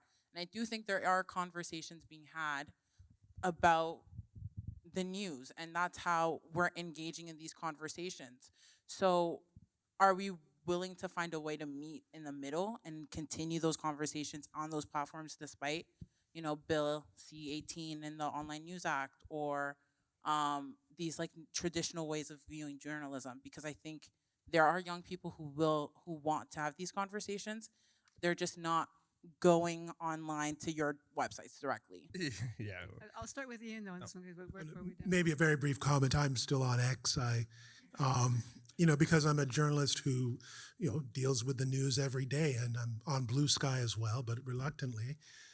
X is where Mark Carney skates with the Edmonton Oilers or whatever is happening. It's happening in real time on X. Although I am mindful of the failings of X every time I go on X. I think it's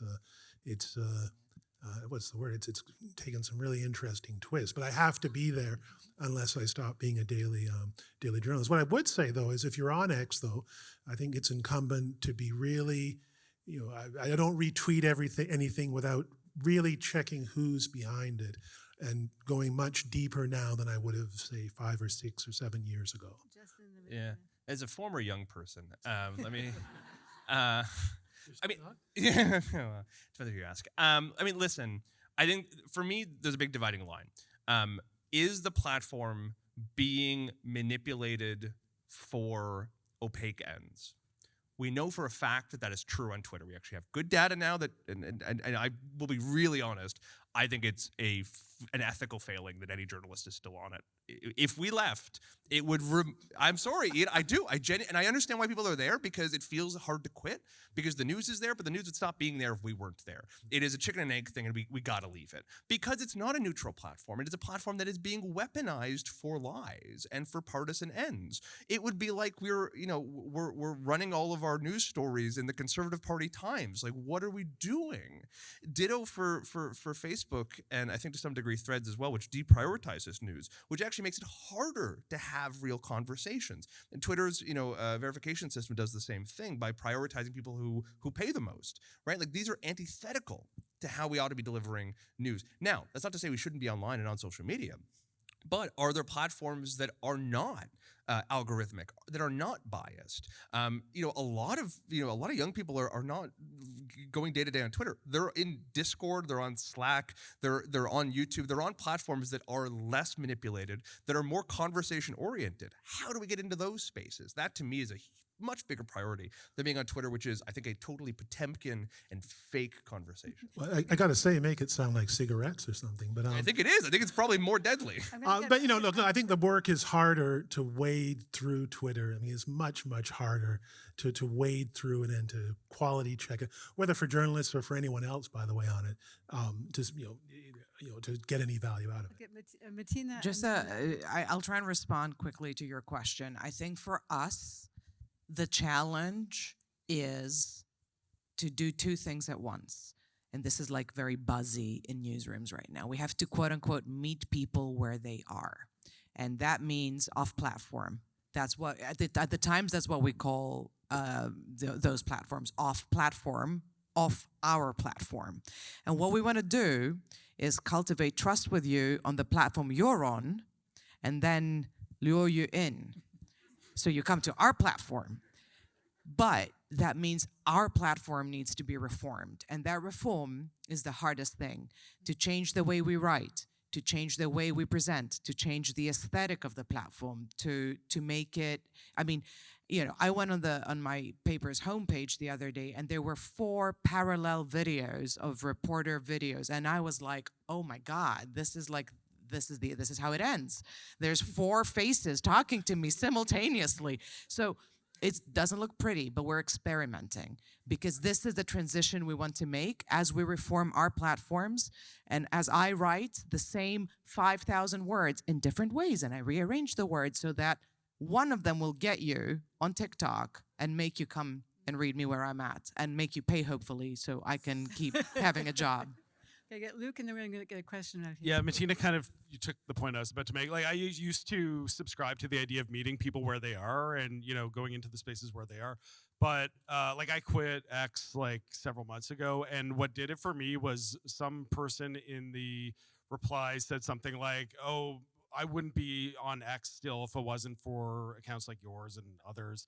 And then I realized, I am actually enabling this person to continue, staying on this platform. And because I'm, putting out content that's keeping people's attention on that, staying on that platform, I'm actually part of the problem. So I recognize that. And as an organization, we're now kind of contemplating about having some sort of ethical platform policy, because, I think we do want to be on as many platforms as possible, but at the same time, we have to acknowledge that some platforms are better than others, and we should only use platforms, for example, that have good moderation policies and, protect the users that are using it, things like that.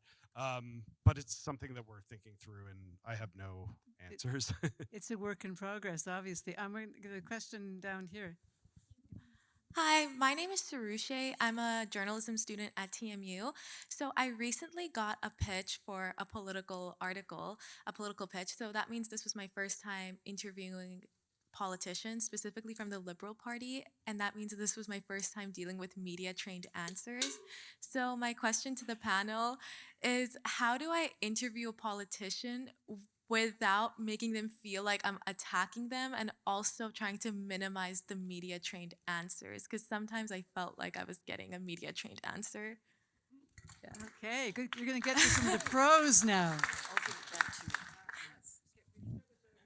I love this question because I was surprised during the pandemic where a lot more people were watching the news and actually watching politicians be grilled. And I was getting complaints saying, your journalists are so rude. And it was because I think a lot of people were coming to the political scrum for the first time, which has been a decade's tradition. And scrums are the way they are which means aggressive questions, persistent questions, not letting the politician off the hook, asking again and again, and sometimes shouting to do exactly what you were trying to do, is to get at the real answer and get them off the script. But it's interesting to me that people don't like that suddenly, especially if it's a politician that they care for. But I would say this is all about accountability, and how do you do a good accountability interview? Well, one, you could listen to some tapes by this woman who is one of the best at it. But what you do, truly, you ask the question, and you be persistent and ask again. And sometimes you ask the third time, and that non-answer says everything, and the audience gets it. Because the thing is, people are smart too. They know what's happening. So Don't and care good on about you. their feelings. Their feelings don't matter. What matters is they work for your readers. That's what matters. And go into the interview with your agenda, your agenda in the sense of what you're looking for, the story you're looking for. And, the politician will come in with you mentioned agenda or their message track. And it's sort of the responsibility of any journalist to knock politicians off their message track because, 99.9% of the time, the message track is going to be of no use to your readers or to you. But I think you can do that persistently, and it depends on the story and it depends on your research. I think you can do that without being, yelling or screaming or slamming a fist on the table. I think there are ways to do that. The question why is always a good thing to try in an interview. But I think you can knock them off their message track and go on a track to some place that suits your needs. But again, it depends on the interview, it depends on the subject, it depends what you need for your project. Carol Off's interview. This is one. Carol Off's interview with Conrad Black is one to definitely study. We have a question down here. Hi, everyone. My name is Jessica Ebley. I'm a student at the MMJC program at Western here. And I just want to say thank you. This is really interesting. But I also kind of just want to ask a question more from sort of a different perspective. I'm from Winnipeg. I'm from kind of central Canada. And it's interesting to kind of hear the perspectives of Canadian politics, Canadian news, and the CBC is hiring these multiple journalists in small towns. I believe it's 9 in the prairies, which is nice. But it was really interesting when I think you brought up, Brodie, the story about going into northern Alberta and focusing on this library that was telling these issues of disinformation.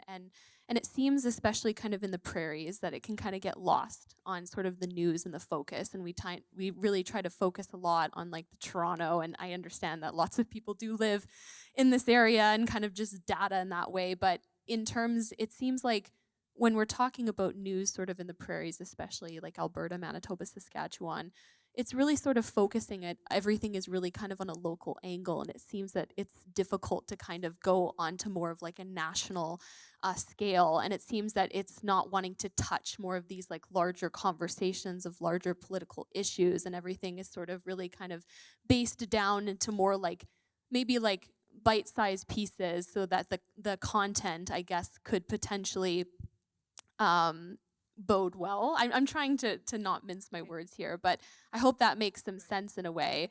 I can hear Brodie's answers in his head. I can have the same thing. Well, this is a challenge. It's just about a diversity of perspective, geographical perspectives, and how does that inform programming. And a lot of our organizations are based in Toronto or New York, where that's the bulk of our people work.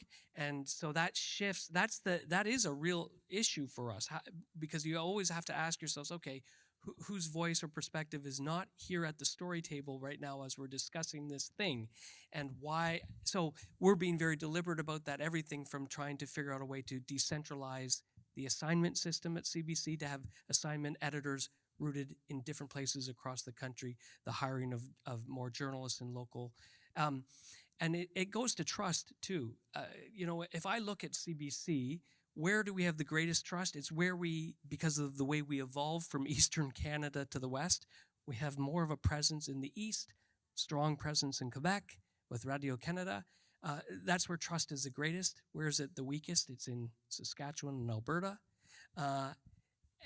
And so I back to that idea where, again, the economics aside, trust is built by being in community, reporting on people's communities. And if you're not there, it's impossible to build trust. So just off the top of my head, some answers to that. We just have, we have so many people wanting to ask questions. I'll limit to one answer from the stage if you don't, unless you think otherwise. And obviously over there.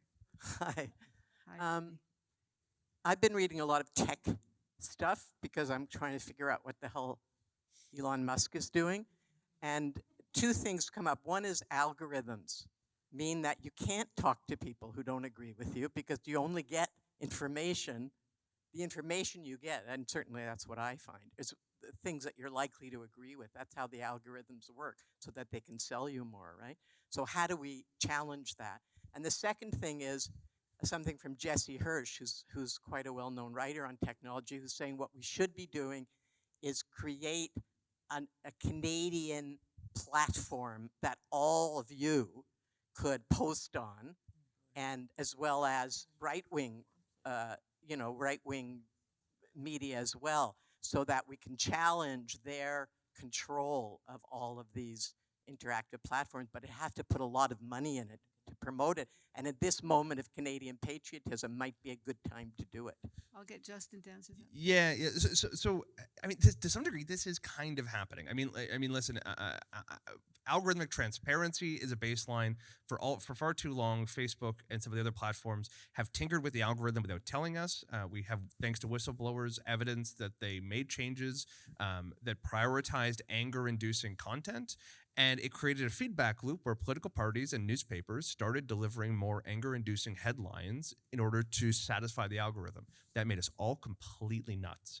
And we're still dealing with the consequences of that. So requiring them to be transparent, I think, should be a baseline. On top of that, there's a conversation now about algorithm. This is getting a little techie, but I'm just gonna. There's a conversation about algorithmic markets. So platforms that allow you to pick your own algorithms, right? So, and actually, places like Blue Sky do exactly this. On Blue Sky, you could either create your own algorithm or take somebody else's, and that algorithm could just serve you exclusively stuff that you don't like, or exclusively stuff from people you don't follow, or exclusively from stuff from people you've blocked if you want. So, or more realistically, you could do it from all of the newspapers you really like, or all of the influencers you really like. That, it seems to be a really kind of positive way forward. And above and beyond that, both Blue Sky, Mastodon, and some other kind of social media platforms are trying to figure out what it would look like to build a decentralized kind of social web where different platforms can kind of plug into it and you can share content all across them. I don't think it makes sense to make a kind of closed walled garden Canadian social media platform, but would it make sense for Canada to create a system or a platform or a distribution model that plugs in to this decentralized internet? It sounds a little science fiction-y, but this is actually a lot closer than people might think. This technology is being implemented, these systems are being deployed, and people are using them. There's already millions of people using systems on this decentralized web, and I think there is a lot of potential there, but it's going to require us being early adopters and getting in early, encouraging people to go onto it, and underlining what makes these things better than the old system. Okay, wait, go to Susan. Hi, thank you. First of all, thank you so much for this panel. It's just amazing. The question I have, that twice tonight I've heard the term, it's no longer about annexing, it's about invasion. And what I want to know is, you on the stage there, especially the CBC, are you having discussions in your newsroom about how to keep Canadians informed without engendering panic? Because I have a stepdaughter who's completely panicking about this idea that this might be the next Ukraine. Wow, that's a very big and important question. I might get a few people to respond. Yeah. Oh, yeah, yes. I mean, we first of all, we take the responsibility not to amplify anxiety, and yet be true to the story.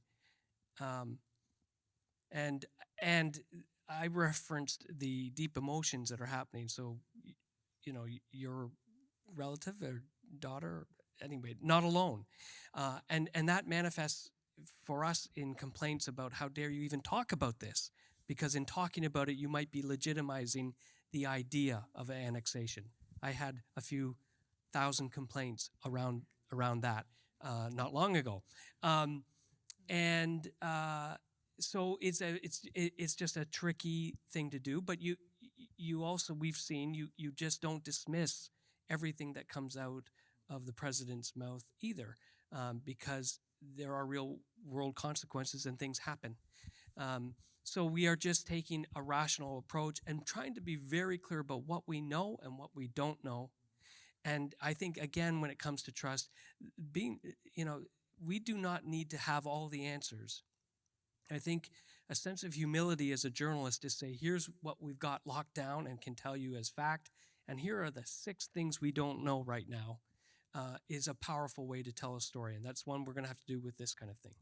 Okay, I just wanted to do a follow, if you don't mind, of Jody's to Brodie about that. But what this woman is describing is this panic attack that her relative is having, and this is many people are having this panic attack, and so if you're talking about reasonable, rational coverage, how do you communicate these kinds of threats and encourage people to not have them this information bypass their rational side and go right to their gut, which is where it's going, which is why Trump was able to win. That's how Pierre Poilievre rolls, right? You play to that gut feeling, you play to emotions. How do you inform people about the possibility of that and not have it become an anxiety-ridden moment of irrational information? How do you do that? Well, yeah, the job of all of us is not to pour a soothing, warm bath for Canadians every night either. It's a really, but I'm not being, I mean, there are hard things, difficult things, horrible things happening that you have to cover and be real about them. But you do it the way you do any story. You tell the audience what you know. You bring voices and perspectives around that and give a 360-degree view. Smart people who know stuff, who have something to say, and then you let the audience decide where we're at. So I think it's back to the basics of journalism and reporting. It's asking all the questions, exploring all the angles, and trying to get as much around that story as much as you can, and then take it day by day. I'm going to get the question back here, and then the woman over here has been so patient. Hi, my name is Saturn Steele Mendez. I am a journalism student at TMU, and I wanted to ask you about where we can learn to have better conversations. So as we know, education is barriered. And so outside of academic institutions, what do journalism students and engaged citizens need to do to bring truth back into our everyday conversations in our penny universities like cafes and other third spaces? I'm going to turn that over to Nicole. I think the most important thing that journalists can do is have friends who are not journalists. Truly, I mean that. I think the most important thing I did as a journalist in the last few years is I joined a softball team full of people who I don't know that they even read the newspaper. And it is the most informative thing I can do as I think about my job and how to do it well is to go sit with a bunch of people who have perspective that it's very difficult to have when you're a journalist.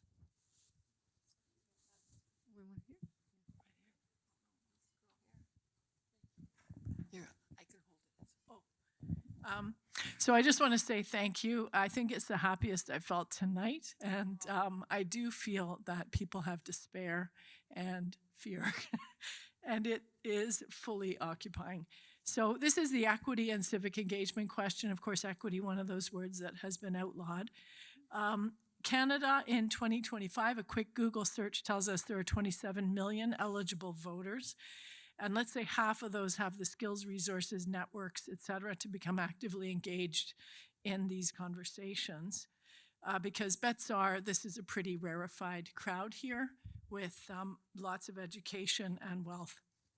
So I guess my question is, how can journalists help us mobilize 13 million people to engage amongst ourselves in keeping all of the equity factors in mind. I'm going to turn that to Ian. Yeah.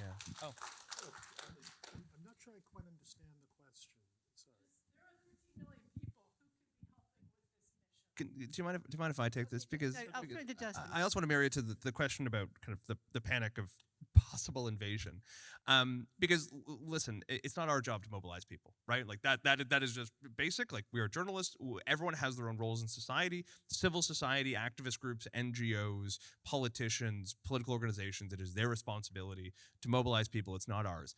But it is our responsibility to adequately explain the stakes, to explain the threats, and to help people understand how previous states and peoples have gone through this, right? So like this time last year, I was in Ukraine. Ukraine has a frontline experience with dealing with a hybrid regime next door. We are fast approaching having a hybrid regime next door. We don't know what a hybrid regime is. It is basically a kind of very modern mix of authoritarian and democratic. Hungary has become basically a hybrid regime. We've seen it throughout the global south, and Russia is a prime example. There's a patina of democracy, but functionally a lot of the civil society and civic engagement has disappeared. Ukraine, as many other nations in Europe have learned, it is unbelievably important to create resilient institutions in the media, in civil society, in political parties, and all the way down the line, that through kind of a decentralized network keep people engaged, informed, and interested and resilient against kind of the hybrid threats that face them. I think that is something we need to start thinking very seriously about, because we've allowed a lot of our civil society to decay over the last decade, and I think it's been a huge mistake. I'm going to end this just very, as they say, we only have 30 seconds, as they say on radio. But just very briefly, I would like each of you just to give just a few words of advice, especially for the young people here, who are going to be following this election. Maybe it's the first time you've really been engaged in a federal election. It's been a while. But just what advice would you give for how to be following the events come Sunday? I'll start with Luke, and we'll work our way down. Just a few ideas. Look to a number of different sources and just make up your own mind based on getting a bunch of different data points from different sources. I think that's the best way to consume news in this day of age, and also to acknowledge that you are in the position as a news consumer to kind of construct meaning and to make decisions about what you believe based on what you're hearing from different sources. I would agree that if we know that algorithms are pointing us toward things that support our worldview, then it's on us to make sure that we are actively seeking out things that challenge us. I think it is important to make sure that you're not going to the same media outlet every day to get your news, that there is value. In fact, value in even going to media outlets that you really disagree with to see what they're saying. And I also think when I hear people talking about that anxiety, I think it is real, and that we have to pace ourselves. And I worry actually that when I talk about that in the beginning of COVID, people couldn't stop reading the news until they couldn't bear to read the news, and they just stopped. I really hope that doesn't happen this time. I am very encouraged by how engaged people are in this moment. I also want people to make sure that they're not drowning right now in the amount of content so that they can continue to be engaged.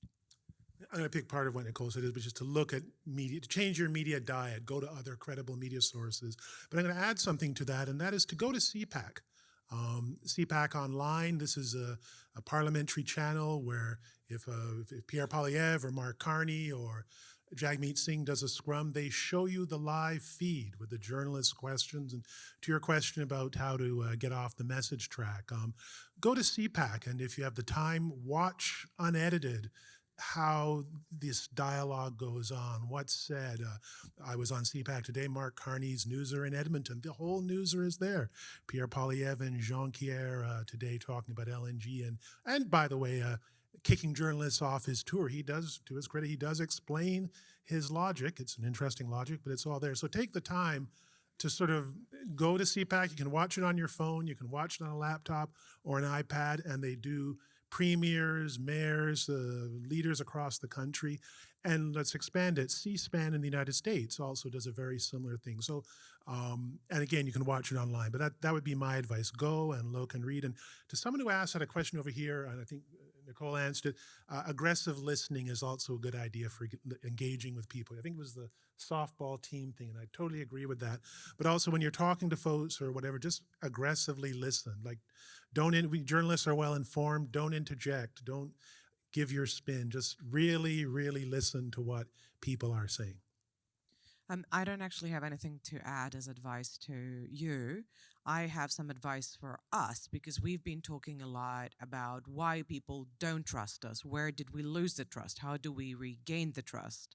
And I think we need to also trust you, that you are capable of changing your mind, that you are, you have it within you to research, that you have it within you to trust us back. And I think that we have also lost trust to a certain degree in each other and in our audiences, and we also need to gain that back. Yeah, I totally echo the idea of read more, read everything, read the Star, read the Globe, read the Times. Subscribe to my Substack. I had to get that plug in there somewhere. But also become a student of the world and become a student of history. Cannot recommend this enough. Read Hannah Arendt. Read Mesha Gessen, who won and then had rescinded the Hannah Arendt Award a couple months ago. Go back and understand how people dealt with the threat of looming authoritarianism and war in the 1920s and the 1930s. Understand how other people around the world are dealing with this moment as well, because we are not alone, we are not an island, and we can learn a lot from other people.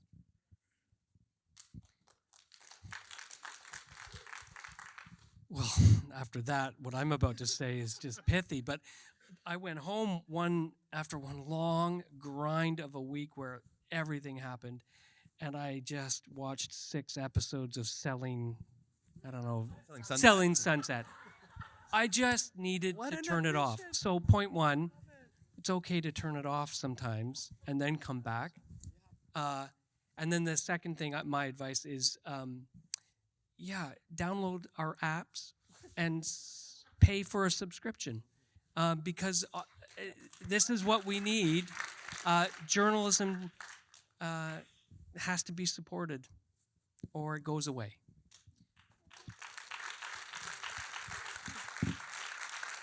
All of this is advice I am going to take. Believe me, that was really a great round. And I'm just going to ask Lisa Henderson to come up here and just say a few words. We've gone way over time, but you guys have been an amazing audience. And I'll really aim to keep it short, but thanks are real, and I want to make them from the stage. My name is Lisa Henderson. I'm the privileged Dean of the Faculty of Information and Media Studies at Western, co-host of this event. Before I say more, I just want to hear from the students in the room. If you're a student, call out. Are there students in the room? Okay, it's really important to us that you're here. Michelle was right. We at FIMS have huge respect for CJFE and the journalists and editorial workers involved, and we appreciate the chance to work together. My sincere thanks first to our panelists.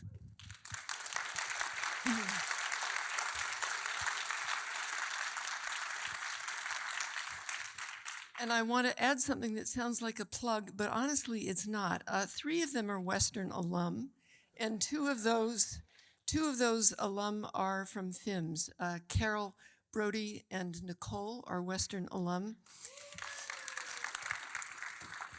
And I don't say that so that I can say something that seems just not for me to say, which is that we're so proud of you. Of course, we're proud of you.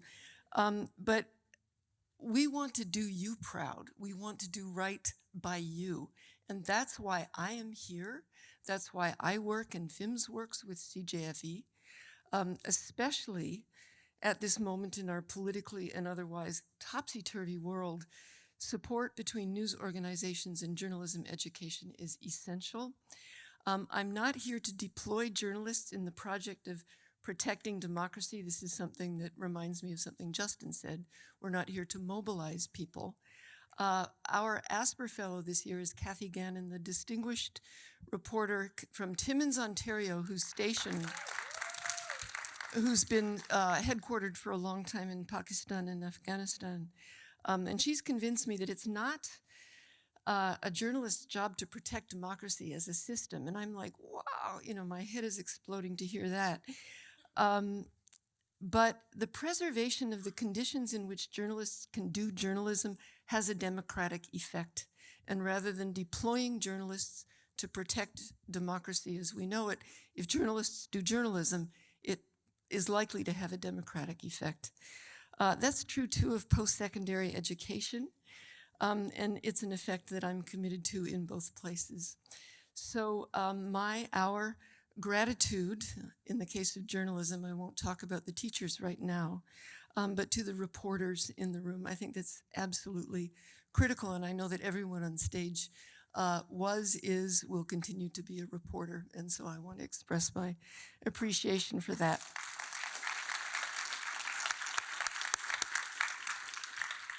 Some thanks for this evening. My thanks to our project assistant, doctoral candidate at FIMS, Joan Escobar Lamana, who has done possibly more work on this than you bargained for, Joan, with great courage and ease. Joan, it's not our first rodeo, yours and mine, but it's always a pleasure and for me a great source of admiration. Thanks to FIMS and CJFE staff, including at CJFE, Carla Rojas, who is, there you are, hi. And at FIMS, some people who are and others who aren't here tonight, Sid Hall, Sarah Irons, Becky Blue, Suzanne El Sharafa, Glenda Ogilvie, and Charlotte McClellan. At FIMS, I often say that they could own or open their own production company, but please do not. We need you. Thanks to Hot Docs manager Alicia McNutt, who is bold in a way I sincerely appreciate, and to her staff, many of them volunteers. We love Hot Docs, and we know that these are not easy times for independent arts and culture organizations. To our audience of so many concerned citizens, brilliant journalists, I should say, how many journalists and recently past journalists are there in the room? Lots of you. Yeah, woohoo! Brilliant journalists and committed student journalists, thank you for being here and for caring. This also echoes something Justin said earlier, which is we are not powerless, and I think that's really important to remember. Also speaking to, I think they may have speaking to the question about the 13 million.